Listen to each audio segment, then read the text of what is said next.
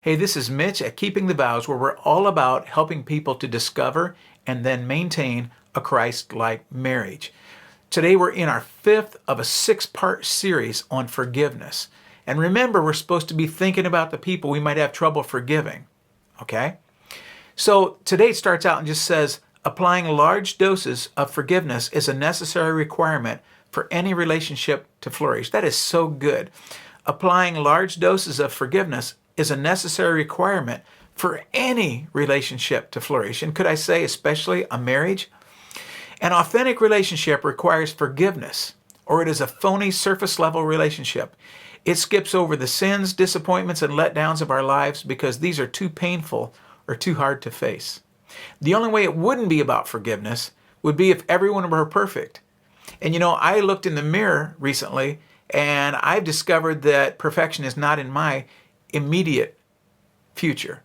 Not even close, okay? So I desperately need those around me to be forgiving if I'm going to get anywhere near them in a relationship, because I have so much wrong in me that will stand in the way of that real relationship if it's not brought out into the open. So in other words, by exposing the things that are wrong in me actually refines me and makes me better. And that's a good thing, okay?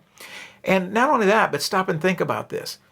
If I go into my relationship with my wife, Kim, thinking there's so much wrong in me, I'm going to need forgiveness for this thing to work out, then it lowers the bar on my expectations for her. You know what? She's going to need forgiveness too.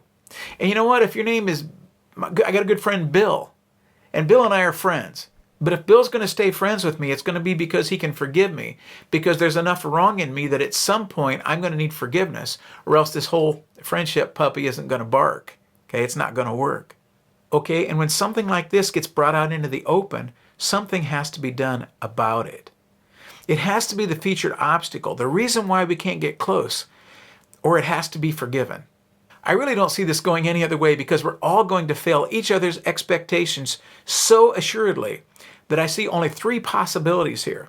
One is people can hate or fear each other and completely avoid a relationship. Well, I know that happens with a lot of ex-in-laws and ex-spouses and things like that. People do that. Not healthy, not the way to live your life. Two is what a lot of people do. They carry on a superficial relationship where we hide most of our real feelings behind a mask of pretension.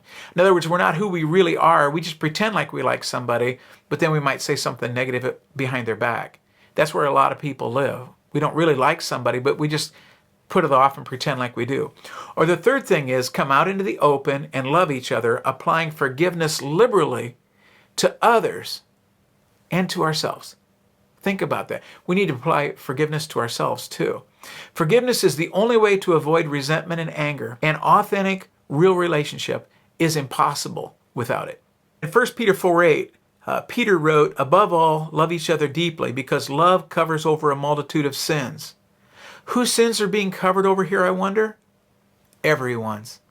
It's love that enables me to look past your sins and be in relationship with you. And that love and forgiveness allows you to look past my sins and be in relationship with me.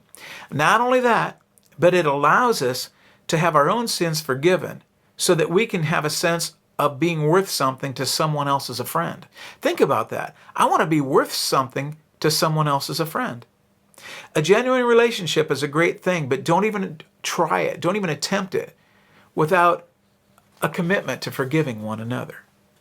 Hey, and before I close, I want to mention, this was sent to me years ago on the internet, and I have searched and looked for plagiarism things all over. I can't find it anywhere on the internet to give credit to who it was. This lesson actually wasn't written by me. It's something that I gleaned from somebody else, and I just can't find out who it belonged to.